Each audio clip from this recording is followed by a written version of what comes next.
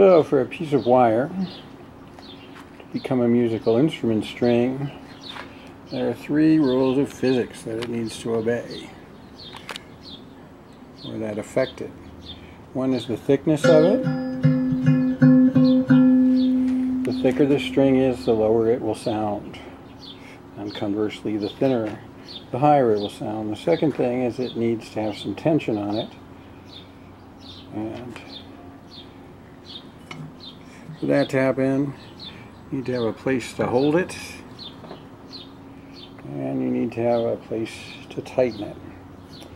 The tighter it is, the higher it will sound. The looser it is, the lower it will sound. If it's too loose, it won't sound at all. The third thing is its length. And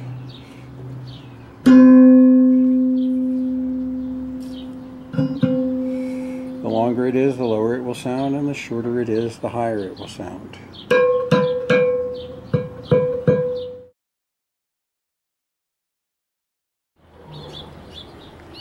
So these are all the parts that one would need to make this. You need 2 pieces of wire to make strings with. You need 1 piece of this is 1¼ inch angle bar by 1/8 inch. You need these things.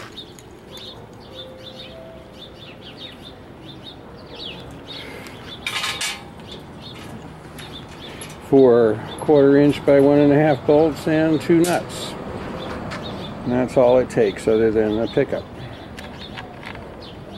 Probably about, $2 or $3 worth of stuff.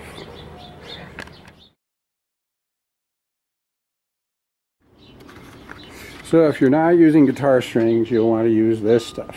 It's called music wire or spring tempered wire, piano wire. It's what they use for piano strings. This is good for strings that you're going to hit and they're going to take some abuse. They're not nearly as flexible as guitar strings, and they just don't break as much, and they're really cheap. Like, you buy it by the pound and get lots of it, so you make a lot of strings out of a pound of music wire. It's tough. You can't really cut. This is 0.45 diameter, which is about the same thickness as a guitar A string. So if you don't have cutters that'll cut these pliers, this would be a way to do that. So you just put it in the vise like that.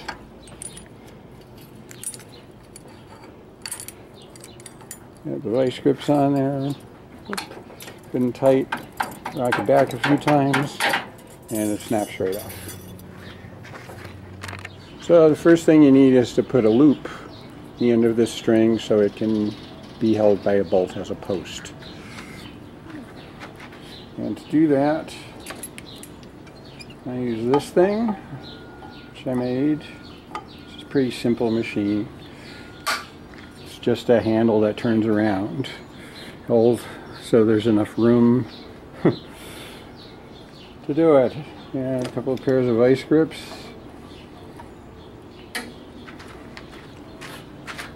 And then you just twist it.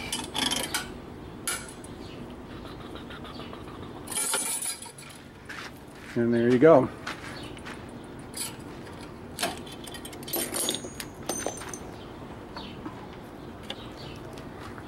And you get a nice little loop there. So if you don't happen to have a handy dandy string winder, another way to do this is you take a string, you bend it around. It can be a screwdriver, anything that's sort of the thickness of your post. And then you pinch it together, put it in a vise, tighten it up, and twist it like this. Should have made this a little shorter. It's coming out. This will be too long and not that great. Haven't done this in years. if you do a lot of this, you're gonna probably want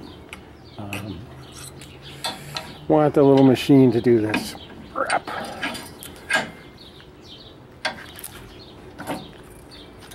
Because, well, that's not terrible, you know.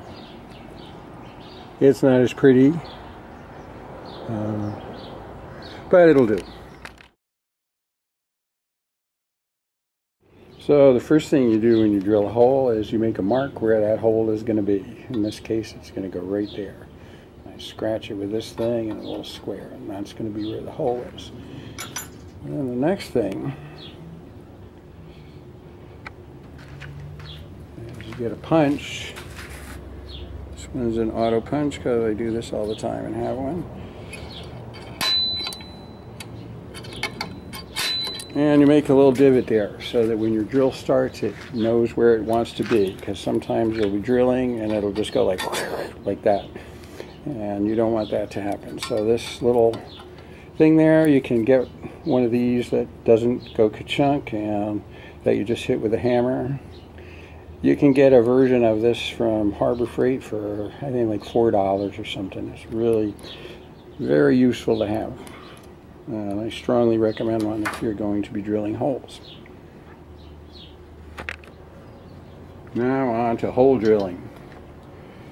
You could do these with hand drills. Drill presses are better because they go down very straight and you get a nice clean hole from them. If you do a lot of it, this is the way to go. You do the same thing as with the tap, as you put a little fluid on your drill. This stuff's pretty yucky looking. And what it does is it cools off. This is for the life of your drill. You don't want this to get too hot, so if you make it do too much work, they just wear out quickly and you have to get new ones. The fluid cools it off, and it also sort of lubricates the way for the chip, you know, this stuff that ends up coming out of it. What you remove from the hole, it kind of lets that slide away. So now that you have your little divot that you made with a punch, you can get it lined up. You know, you could clamp this down or do it in a vise, you know, if you wanted to. Like, you know what, it hurts you, don't hurt yourself. You know, don't put your finger under there when it's moving, you know.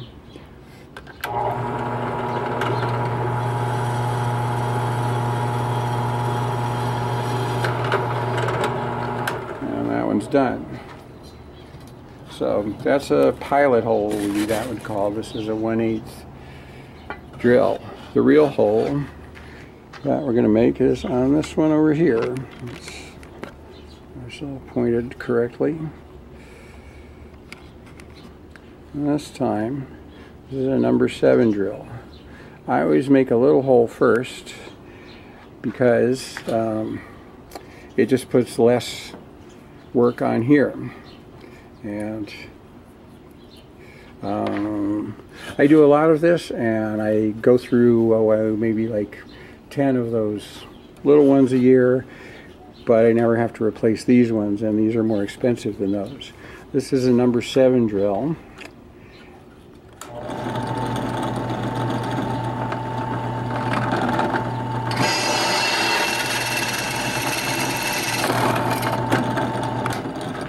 The other reason it's nice to drill that pilot hole first, and you may have noticed this, is that it gives this one somewhere to go, and you can kind of feel where it wants to be. Where it's hard to see the little divot, you know, with this coming down on it. That's easier to see. So it just saves you money and a little bit of time and comes out clean. So it's sort of all to the good. So a very important skill to have for for making things is to be able to tap holes so that you can put a bolt into a piece of metal. And this is a tap. It's a 1/4-20 tap. And you could probably, with a lot of stuff you do, just use this one all the time and only have to have one. This is the tap handle This one ratchets. There's ones that don't, and you just do like that instead of getting to just go, you know, like this. This one's just a little swifter because I do this all the time. And the important thing is to have this hole be the right size hole for the tap. So this is drilled with a number 7 drill, and that's the approved hole size for this tap. The other important thing is you need to have some liquid on there that sort of eases it through. Don't use oil for this. There's things called like Tap Magic, tapping fluid, and stuff like that that you can use. Then you put this in the hole and you turn it. And it's good to start gently and let it feel its own way in. Not fuss over it. You do not force this tool. You just let it do what it does. You don't have to put a lot of downward pressure because it'll just pull itself right on in. And there it goes. And this is how you do it without a ratcheting one. Just do it like that. If it ever sticks and stops, don't muscle it up, you'll snap it. If it does get stuck, what you would do is you would just bring it back until it cuts off. You would feel that. It's not going to happen this time, so I can't really show you. This is what you get to do with the ratchet that just speeds it up. And there you go. Done. And I usually knock the clean note off once it's gone through. And bring it right up.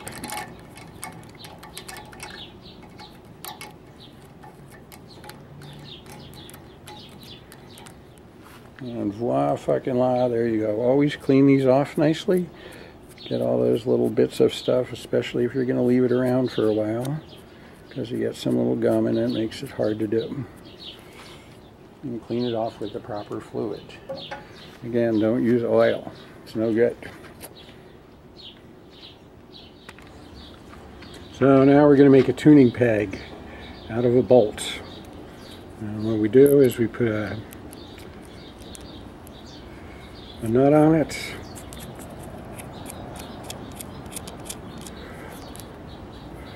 And we have a rod connector here and a vise. All this has to be pretty tight.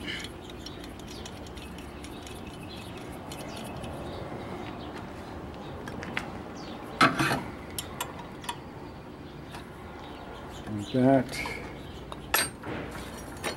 We don't want to file a little flat place where we want to drill our hole.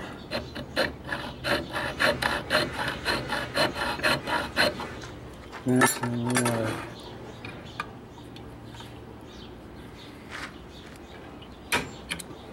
punch it so that goes in. This takes quite a bit of pressure, so get everything tight. And then we're going to drill a hole.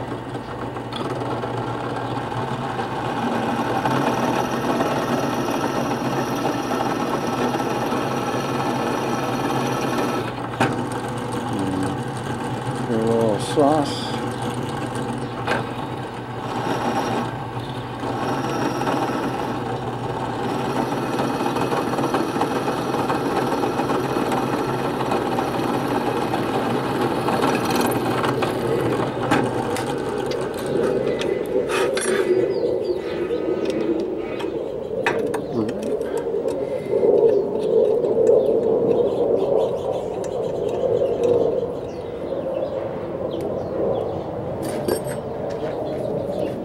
And there we end up with our tuning peg.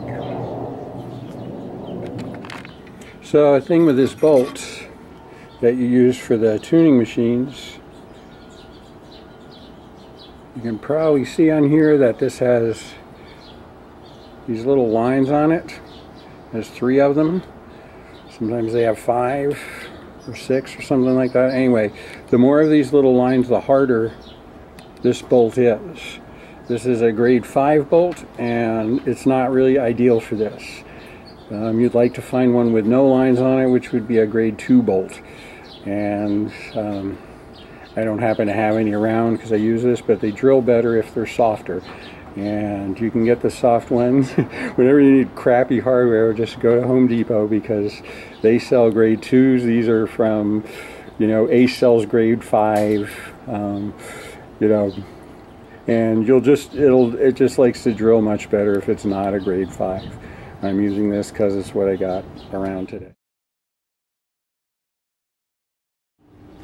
So now that when all the holes are drilled, I have 4 in this one, 2 this end and 2 in this one, and they're drilled and tapped. And so now this instrument has a body. And the next thing to do is put strings on it. We've done all the machine work for this project now. So here's our string with its loop in it. That was a nasty looking loop. That's the one we did with the pliers. Just put a bolt through the loop.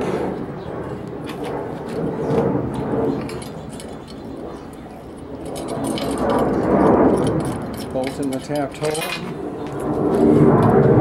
And at the other end, you take this one that we just made. Put that in this one. Is this visible on there? Yes, it is. And underneath we put a nut.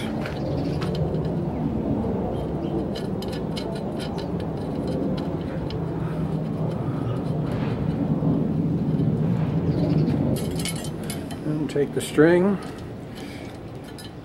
Run it through the hole in that, or else it's really long.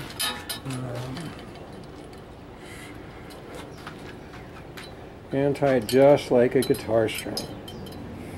It's going to turn this way, so take it around like this, around like that, and the string is on.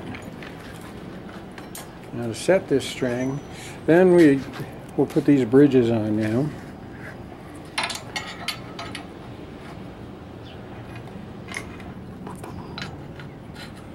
Like that and like that.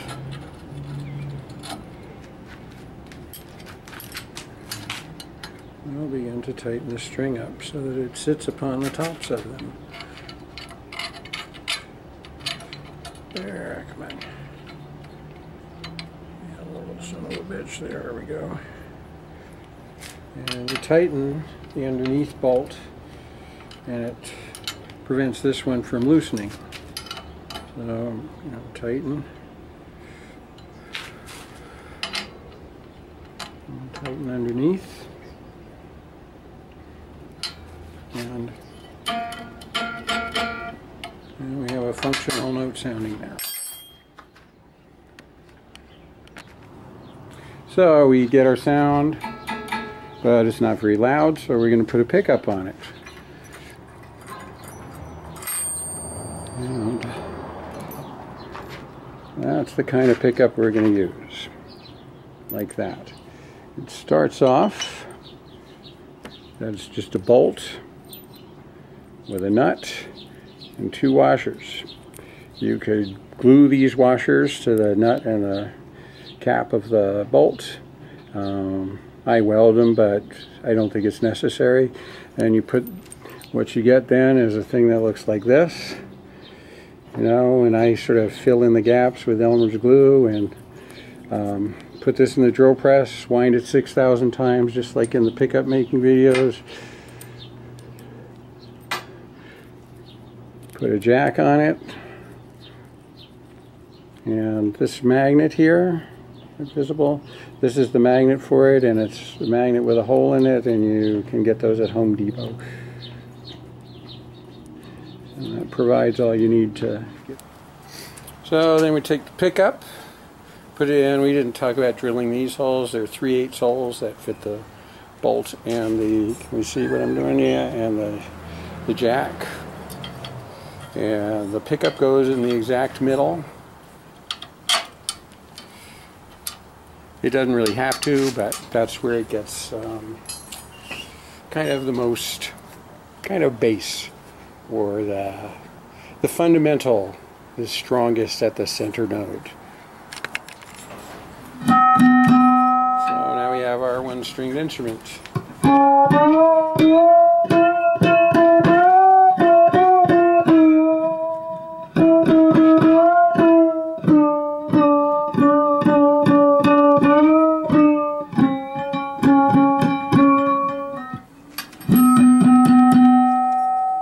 And by moving either one of these bridges,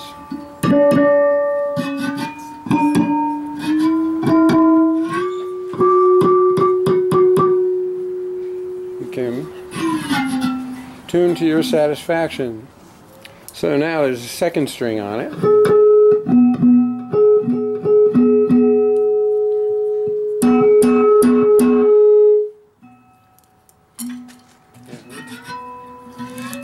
Some more contrast to it.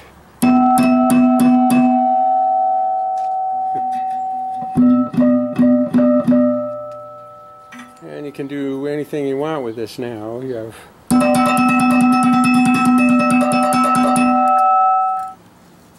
you can play Psycho.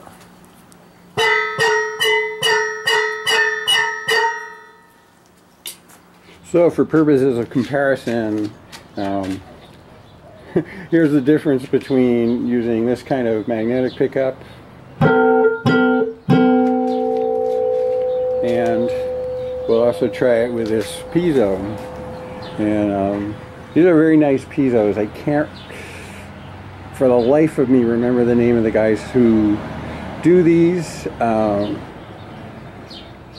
I can't remember whether I made this one or it was one of theirs, but they go around the country and show people how to make piezos, and they do a really good job. And this is quite a good piezo.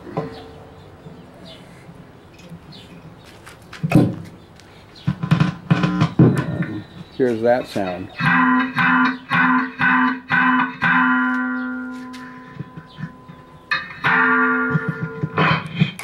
And back to the pickup again. Anyway, these are very simple, and you know, maybe not the first time, but probably the second time around, it would take you less than an hour to make one of these.